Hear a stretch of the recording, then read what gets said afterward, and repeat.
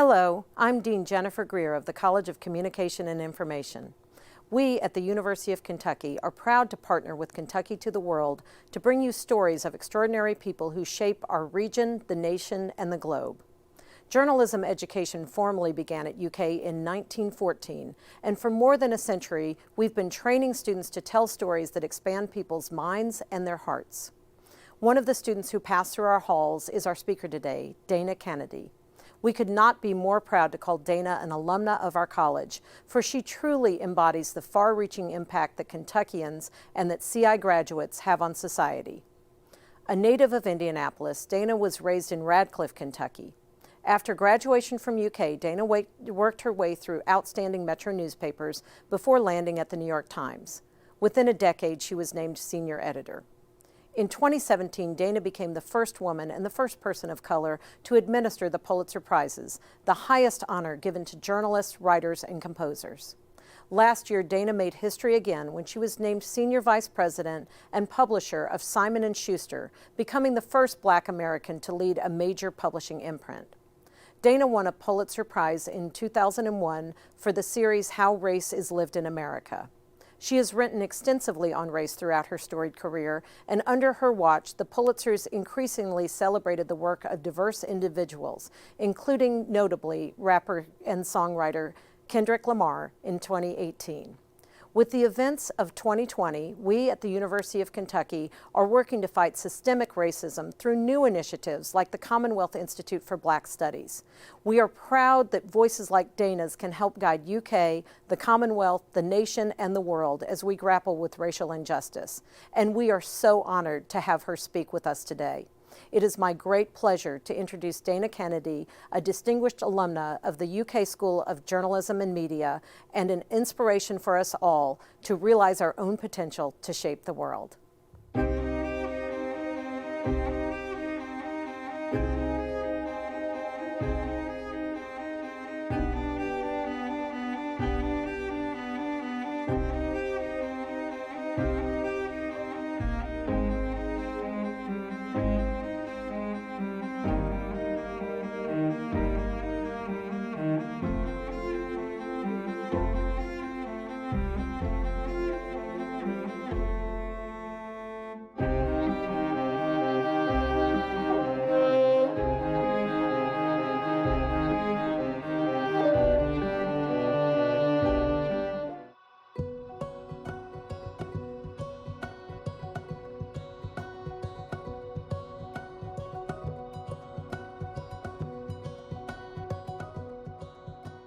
I'm Richard Green, editor of the Courier-Journal here in Louisville.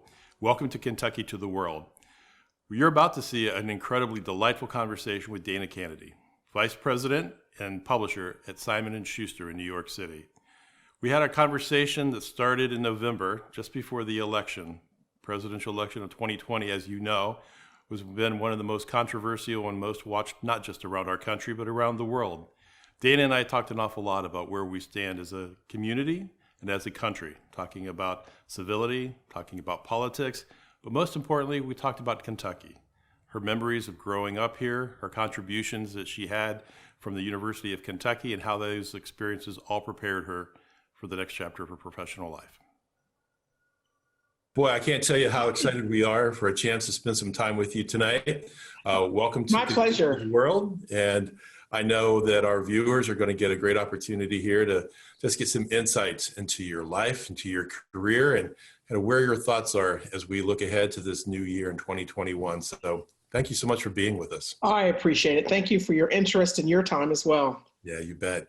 So unbelievable changes in your personal and professional lives in late July for our folks who might not be aware of it. You know, you are a Kentucky native, and we'll talk a little bit about the things that you've learned along the way here, but you are now the Senior Vice President and Publisher of Simon & Schuster, Yes, an international publishing powerhouse. Tell us a little bit about that position and really how your career has prepared you for this. You have traveled a very long road on the journalism circle. Tell us about this new position and the responsibilities behind it and what your mission is. Well, thank you very much. So I am the publisher of Simon & Schuster, which means I run the imprint from soup to nuts.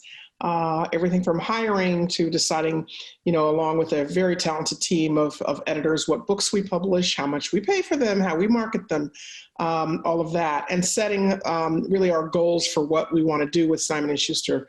And obviously Simon & Schuster is known for quality literature, and we will continue that. I want to branch out and bring in more diverse voices. And by that, I mean, when's the last time you read a good book from somebody from Appalachia?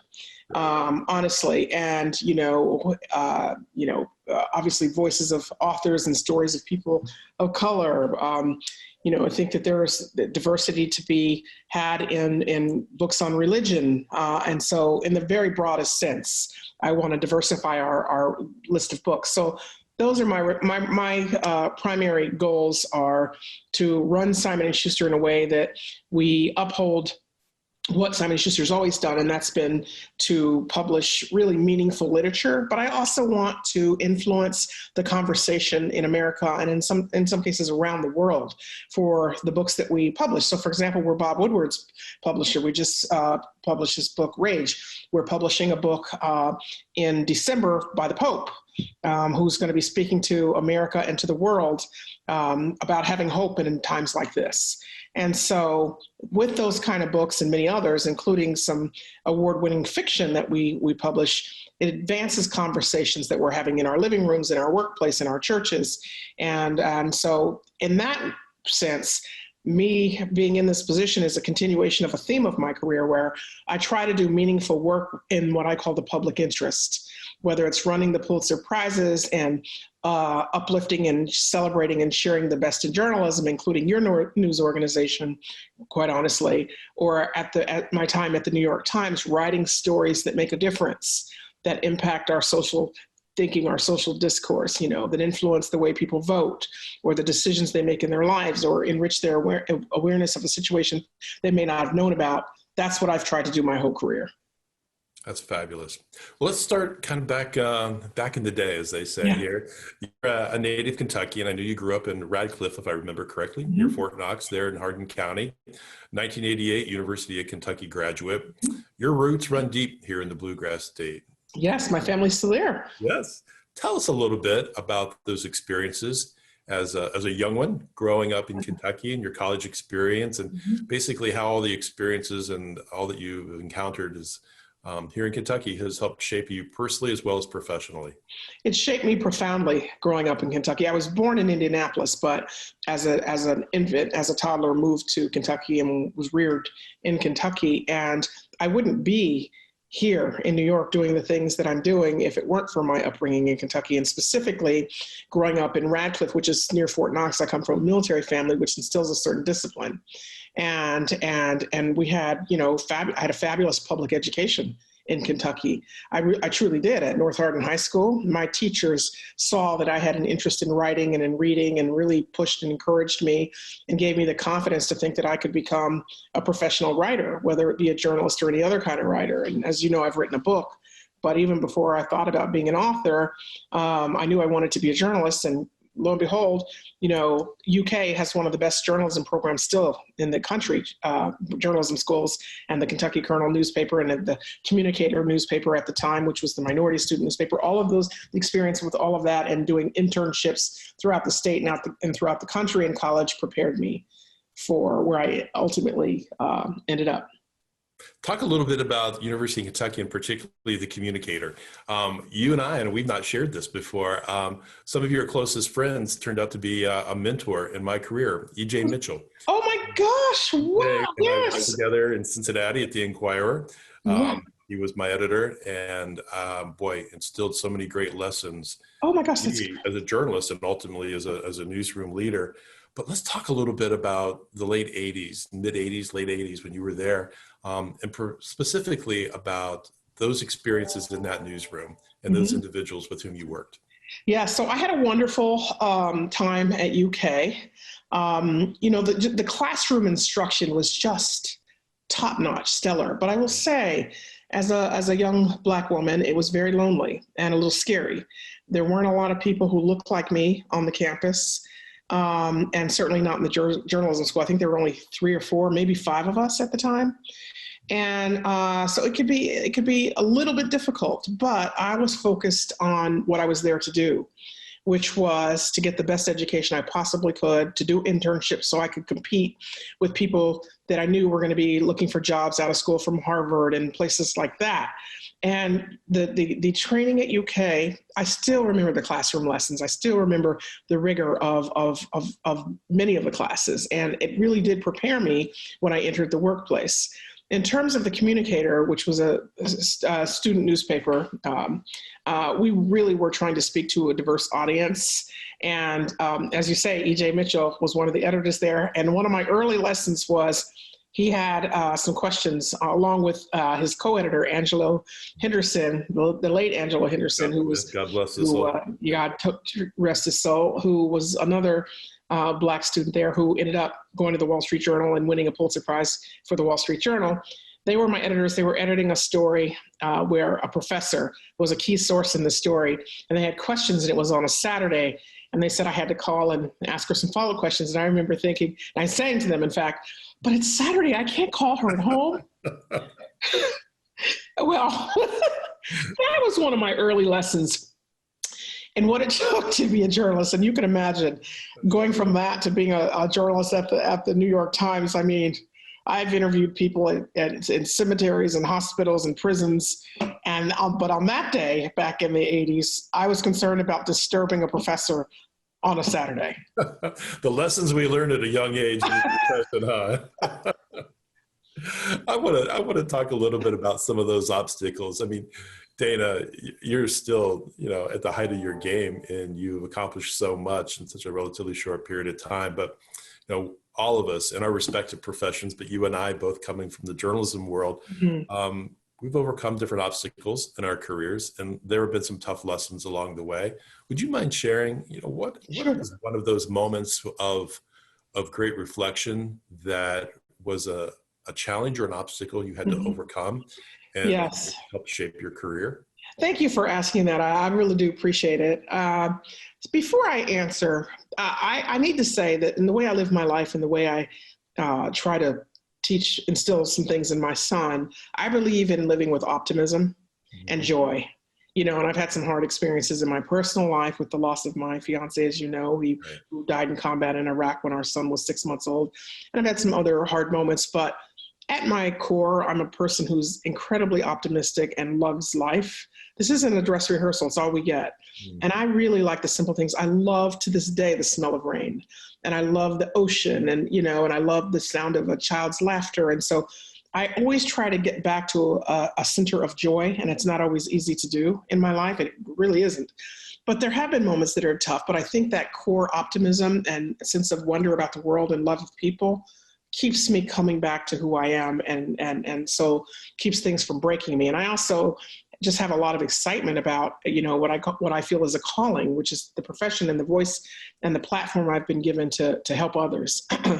And so, but there were moments like I remember interviewing for an internship at the Louisville Courier-Journal and Louisville Times. And at the time, it was the afternoon paper was the Times. Right. And I was there with a group of folks, a group of students interviewing, and really wonderful, hopeful students like me. And we all decided to go out to lunch together. And there was about maybe 8 or 9 of us. And I think I was wearing the only suit I had, and carrying my resume and all in a plastic binder or a cardboard binder. And we're walking down the street, and we're all proud about how the interviews are going and so forth. And there was a man sitting on the sidewalk. I don't know if he was homeless or, despondent or what have you, and yelled the N-word at me in front of everyone. Jeez. And I was the only Black person there. And all the students just stopped and froze and stared and looked at me for my reaction. And I just kept walking. And in that moment, I thought, you know what? I'm going to step over him, literally. I will step over him and keep going. And, he may still be sitting in that spot a year from now, but I'm going to go and get this internship, which is what I did. And we still have your byline stories around our newsroom. Oh, gosh, no. Oh, my God, please burn them before anybody sees them. Yeah, trust me, I haven't broke out the green pen and done any editing or anything, but I was going through some of our files before the interview. I came across some of them, and just you learn as we get older, this Yeah. world is as big as it is incredibly small. And I'm struck by something you just said about optimism and joy. We're having this interview several days before the election, less than a week away from the presidential election, and the show will probably air in early 2021.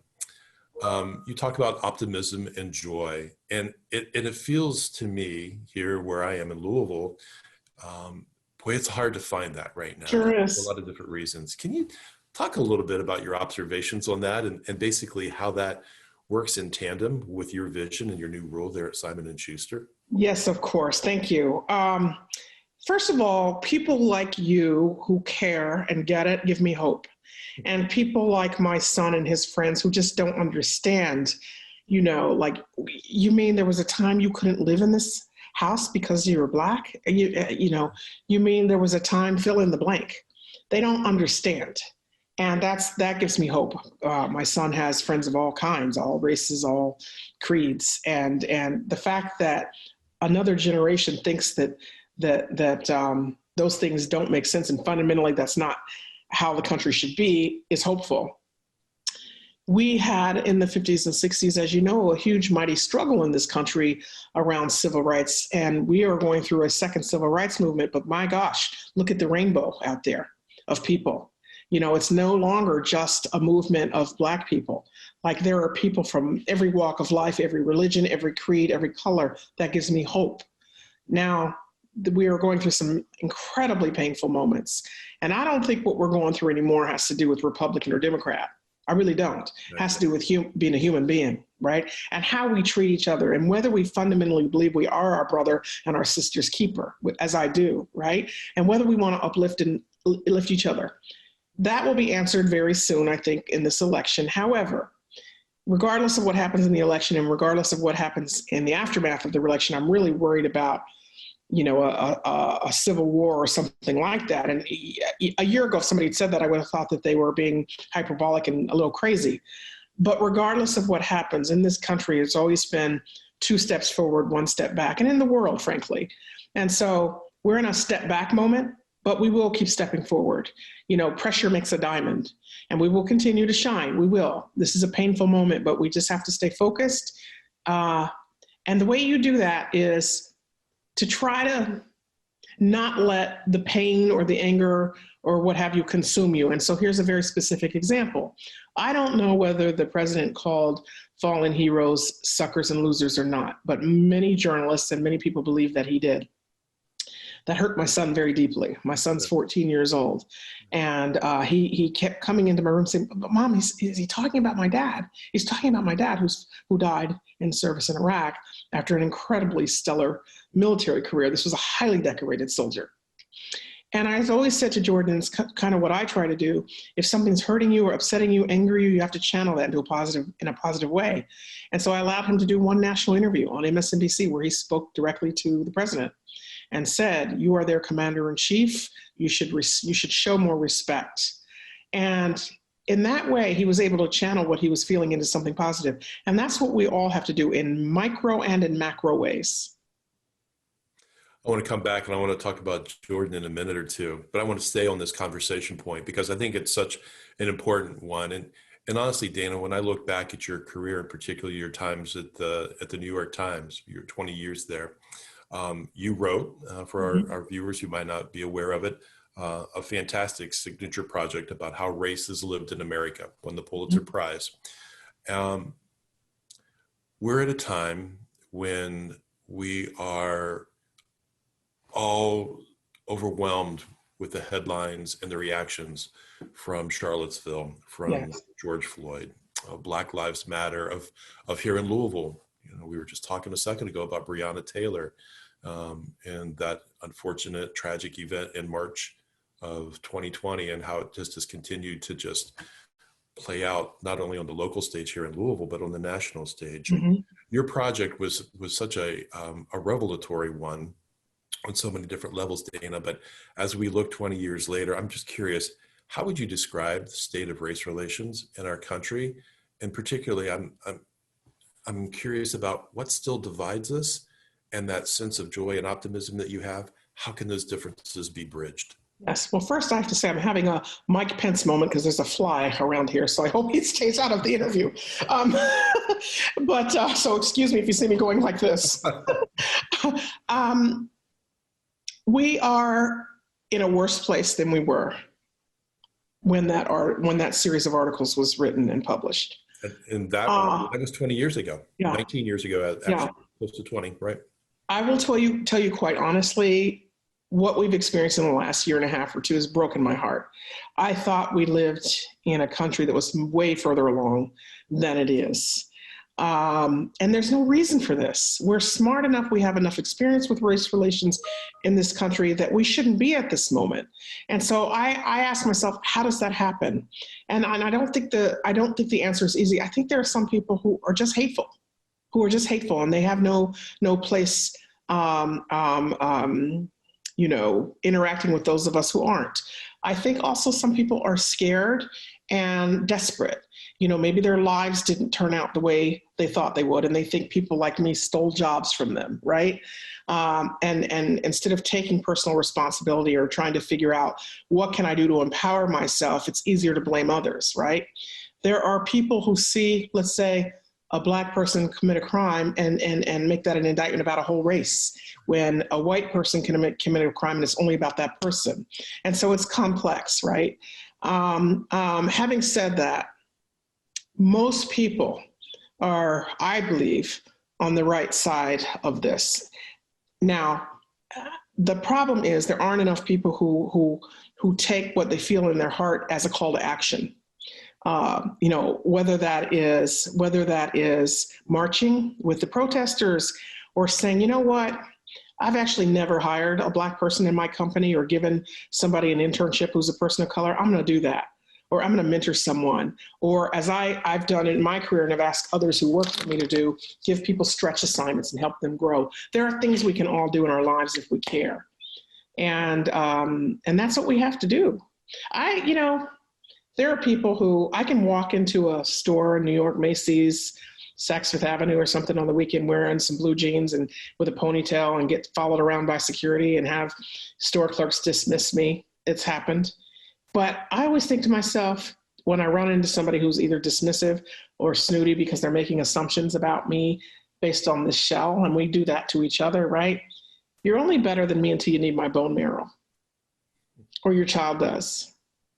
And that really is, that's an exaggeration, but it really is at the core of this. We are humans, and we're all human, and we all have value. And I think if we remember that, and remember that, for those of us who are believers, that we're God's children and God calls us to be our better selves, that will help. The step back moments and the 2 steps forward, 1 step back moment always does propel us to a better place. History has shown that, and it will again. So I do remain hopeful. Okay. Optimism is great. And I'm with you on that. Mm-hmm. I know that there's a lot that divides us. How do we bridge those divides? How do we overcome what feels so much like these giant just gaps as it relates to race relations? And we've seen it play out on the streets in Louisville, in the national headlines and on videos all across our country. How do we overcome what's dividing us? So I'm not going to pretend I have all the answers, but I do have some things that I've advised friends to do and that I do myself. There are some very fundamentally, really simple things you can do. We can't live in silos. I'm amazed at the number of people who don't know someone of another race as a friend. If there's someone in your workplace or your church, invite them into your home, and their children. Encourage your child to be friends with somebody in the school that's of another race. People are only scary to you until you get to know them. I have had people say, in the context of journalists, oh my God, journalists are the worst, you're the enemy of the people, whatever, until I spend time with them and have a meal with them, but not you, right? When we get to know each other one-on-one and then build from there, it creates familiarity, which gives us the best chance at respect and ultimately love. And so I think getting out of these silos, take a little step if you're too afraid to do it. Do one thing, go to a Black church if you're white, go to a white church if you're Black. Have your churches have maybe once a month or once a quarter a unity Sunday where you worship together. That's an easy thing that can be done. Mentor someone, join the Big Sister, Little Sister program, teach someone to read, just do something that gets you out of your comfort zone and out of your silo and expands your world. I'll tell you, I have friends who are 65 and Jewish, and I have friends who are young and Asian. I have people, when I used to have an annual Christmas party, can't do it because of COVID this year, and it'd be about 25 people in my house. And anytime somebody new would come in, everybody else would laugh because they'd think, oh, we know what they're thinking. Where did these collection of people come from? They're from everywhere. And some of these folks only see each other once a year, and we've been doing this for years, and they catch up with one another, but it is the most diverse group, and Jordan and I are richer because of it. My life is so rich because of the range of experiences and stories people have to tell that I benefit from just by having an open heart and welcoming them into our lives and into our home. You know what I've learned in my time here in Kentucky, and it's been almost 3 years, that there exists almost this polite silence as it relates to race relations in many circles. Mm-hmm. Obviously, you have those that are outrageously prominent and going back to the situation you're talking about in terms of your interview here in Louisville. But this polite silence, I think, is something that's just got to be shattered. And I really appreciate the things that you're saying. Let's put the issues on the table. Let's acknowledge it, and let's move forward together. Well, let me say something about that, though. I understand it because race will trip you up, talking about race, just as talking about sex and religion. People are afraid to speak out because white people don't want to be viewed as racist if they say the wrong thing. Especially in the workplace, it's really hard to be honest. And it's hard for people. Look, there are families who don't discuss these things, at the Thanksgiving dinner table because it's so hard. So imagine opening yourself up to strangers or colleagues. No one wants to lose their job because they accidentally said, misspoke, or something they said was misinterpreted. So it is hard, but there are small steps we can take. And then, hopefully as people become familiar with each other, they become more comfortable and can open up even more. And I will tell you that in the last 6 months, as things have unfolded that we have in this country, even my white friends who know they can say anything to me are going deeper and asking me things they never would have asked me maybe a year ago. Right. That's great. I want to shift gears slightly. I'm going to play off on something you mentioned just a second or two ago, Dana, reflecting on your long career in a newsroom, then obviously with that amazing chapter at the Pulitzer Prizes as the administrator. And you talked a little bit about the reference to enemy of the people. I have a sticker on my laptop that I'm looking at right now that says America needs journalists. Yes. And you and I have got the shared passion for the defense of the First Amendment, those 45 words that changed an entire world, most definitely America. Tell me what your thoughts are about the attack on the media that's unfolding. And I'm not trying to be political, so I want our audience to know. Oh, that's okay. I don't mind. Believe me. Not trying to be partisan, but I do want to talk about this attack that's been on the media. And the way I've looked at it is that often this industry that you and I have been a part of, and we love so much, this explosion of the far extreme left and the far extreme right with the talking heads and the echo chambers that have emerged. How do we talk about this war on media and the responsibilities we have as journalistic leaders to address this head on and to prove that we are not the enemy of the state? Yes. So this actually, I have to say, does anger me. It angers me a lot because in this case, the president knows that when he says these things, it incites people and it's dangerous. And nobody deserves to live their life and go about doing their job with an extra dose of insecurity and risk for political gain. It's not right. And I can speak to this with some authority because the Capital Gazette newspaper in Maryland was shot up and people were killed. And I was on the board of the Pulitzers and was the one who urged the board to give the Capital Gazette our support, both literally and figuratively. And so we gave them a posthumous Pulitzer Prize because what they did that night is, even as the police and the first responders were coming to pull bodies out of that newsroom, their colleagues, they were reporting from the garage. And so I said to the board, we need to do something here. We need to put the weight of the Pulitzer Prizes behind them, and we did. And then after we voted for the award, I said, can I have a motion to give them a financial reward with this prize. And the board member said, how much would you like to give? And I said, $100,000. And can I call for a vote? And every hand went up unanimously in favor. That was a small thing that we could do to try to help them find their way and get through the grief and use the money to try to rebuild their staff. But that's the result of this kind of rhetoric.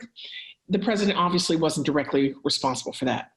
But when you incite people who are already on the fringes or mentally impaired to action through your words, when you are in a position of power, you have to be very careful about that, because your words have outsized influence on people who could do harm. That's number one. Right. I believe it's rhetoric. It's not true. Do we get it right all the time? Absolutely 100% no. I had a correction because I made a mistake on a story the first week I was at the New York Times. I literally went to the bathroom and cried. But 22 years later, I had a good career there and wrote a lot of important stories. And so journalism is the only profession, I think, that's written into the Constitution as the fourth estate.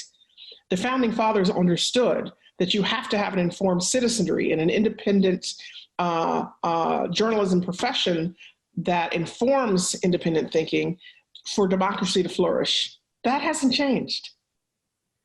So we have to keep at it.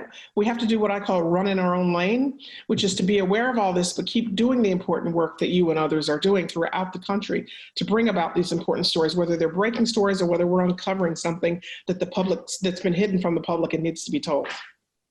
Well, in your role as the administrator, you saw some amazing and some incredibly relevant and agenda-setting journalism during your tenure there. How did those 3 or 4 years as administrator shape you and prepare you for the Simon & Schuster role, particularly Dana, during this very contentious time? Yes, well, I think my role, my tenure at the New York Times prepared me even more than my time at the Pulitzers, which I treasure for this. But specifically what the Pulitzer experience did for me to prepare me for Simon & Schuster was to help me evaluate the books, because we were choosing the best of the best. And I saw all the submissions that came in. I chose the Pulitzer jurors. I listened to the deliberations, both at the jury level and at the board level. And it helped me to really become a more critical reader and evaluator of journalism and of narrative writing and reporting. And so that really helped in my role now, where I'm receiving just tons and tons of book submissions and have to decide which books we are going to put the Simon & Schuster imprint behind. Got it. So since we're talking about books, let me change gears and let's talk a little bit about Jordan. 2008, you wrote a best-selling memoir, A Journal for Jordan. And my understanding is its production has begun or soon will begin in terms of making that a major motion picture that Denzel Washington is directing. Talk to us a little bit about that chapter of your life, Dana, and then I want to hear a little bit more about Jordan today. And again, Thank you for asking. Yes, the movie's now in pre-production. We're shooting in just a few weeks. And I'm a producer on the film. And Michael B. Jordan is playing my Charles. Yep. And as you said, Denzel Washington is directing. They just cast the young lady who will be playing me. I think she's going to do a great job. Anyhow. Can you tell us who it is? Yes, her name is Shantae Adams. Okay. And she's done a number of things, including won an award at the Sundance Film Festival. And she's terrific. I think she's going to do a fabulous job. My fiance, Charles, was killed in the war in Iraq when Jordan was just 6 months old. And the entire time he was at the war, I was pregnant with Jordan, and he wrote a journal to him that he started even before he was born, 200 pages, how to choose a wife, the power of prayer, respect all people. Talk to him about Bible verses and racial discrimination and how to treat a girl on a date. And on the last page, he wrote a letter basically saying, this is everything I could think of to teach you to be a man if I don't make it home. And he had 30 days left when he was killed. I had only been back from maternity leave at the New York Times for 2 weeks when this happened. And I had a 6-month-old baby and my life just had fallen apart. And so again, with this theme I try to keep with my life, I decided I had to do something with this or I was going to lose my mind. I had to do something positive. Now, I've given lots of talks around the country in different parts of the world about finding purpose after tragedy and about my book. And I say that really in those early days, I mean this sincerely, some days success is just getting off the floor or getting out of the bed. Sure. That is success on some days. And in the early days, for me, getting out of bed was success. That was a successful day. But then you get stronger and you build from there. And I decided I had to write, to channel my grief and to further Charles's legacy and to create something for Jordan. And by God's grace, it became this book, A Journal for Jordan, which is a memoir with the journal entries interwoven. And it's in 10 countries now in 8 languages. And I still to this day hear from readers about it. So that's great. That's fantastic. Tell us about Jordan himself, 14 years old now. He's my heart. He is smart, smarter than I am, funnier than I am, kinder than I am, wiser than I am. He is a joy. He truly is. He's a very special young man. And he prays every night. And he's obsessed with politics. He can tell you, probably right now, if you ask him, he could tell you 3 or 4 ways that either Donald Trump or Biden could get to 270 with the Electoral College. Honestly, that's how obsessed he is. He one day, I remember last year, it came out, or maybe 2 years ago, Mom, the JFK papers were released today. And he wanted to know what I found. He said, what did you think the most interesting thing is in those papers? And I was like, I haven't read them yet. He had already started reading them. And so he's both an athlete and a scholar. And do you encourage him to pursue the same career as you? He has to go where he's meant to be. Whatever that is, I will support him. I'm praying to God it's not the military, and I don't think it will be, but wherever he goes in life, personally or professionally, it's his life. My job is to prepare him for it as best I can, and then to support him. That's great. I'm thinking about all the different conversation points we've had here over the last 30 or so minutes, and thinking about Jordan and about his love, obviously, for current events and all that you've accomplished in your career. And I'm wondering tonight, Dana, somewhere in Kentucky, there's a 16-year-old aspiring journalist. She's heard your story and longs to pursue a career in this great business that you and I both have done over the years. There are challenges ahead for her and for anyone, undoubtedly. But what would you tell her tonight if she aspires to be the next Dana Canedy? Oh, gosh. Well, first of all, don't aspire to be the next Dana Canedy. Aspire to be the next whoever you are. And I would say that I left home with $500. And there were times in my first job when I got out of college, when I didn't have gas for the car. I was just holding on to the next paycheck, behind in my rent, because I was just launching myself and learning how to make it and buying the things that you need to create a life, professional work clothes and a car that will run, because mine was breaking down, And I remember thinking, how am I going to do all that I need to do with those distractions, plus people who didn't believe in me, and some of them in my first job. I was away from home for the first time and lonely and scared. And so if I could hit a fast forward button, I could never have envisioned that I would end up in this place if I could have at that time. And so the journey is part of the process, and all of those experiences prepared me for the strength that I acquired over time. And there will be hard moments. You might change your mind about what profession you want or how to get to into the profession that you do want, but don't give up. I mean, I've had to be really creative, like, work 2 jobs, work 3 jobs. What if I tried this? What if I do this? If this doesn't work, recalibrate, but don't ever give up, because the dirty little secret is whether you are a student, whether you're entering the workplace in your first job, or whether you're, the editor of a big newspaper or a publisher, everybody has what I call imposter syndrome. And what do I mean by that? When I was applying for a job years ago at the Miami Herald under a chain called Knight Ridder at the time, they gave an extensive several-page written psychological exam as part of the job process, application process. And I remember sitting in a room filling this thing out, and when I was done, I handed it to whoever it was and said, "What are you guys looking for?" And you know what they said? No. Insecure overachievers. Because if you're an overachiever, you are running on that little hamster wheel as fast as you can. But if you're insecure, you don't know that you're running on that as fast. So you're going to run even harder. And everybody is an insecure overachiever. I mean, I nearly threw up the first time I was riding the elevator up to the New York Times newsroom to go to work. I was like, oh my God, they gave me this job. Now I actually have to do this. And so take it one day and one step at a time and build a support system around you. Places you can go when you fall down, places where you can be celebrated when you have successes. It's not going to be a straight line to the top, but that's where your strength, and you have to hold on to some measure of confidence, even if you don't feel confident. Fake it till you do and keep going. And stay joyful and stay optimistic. Yes. What wonderful advice. That's great, Dana. Thank you so much. Thank you for joining us for this program, and a special thanks to all of our sponsors for their continued support of the artists, writers, thinkers, and game changers who are dedicated to changing the narrative of Kentucky on the world stage.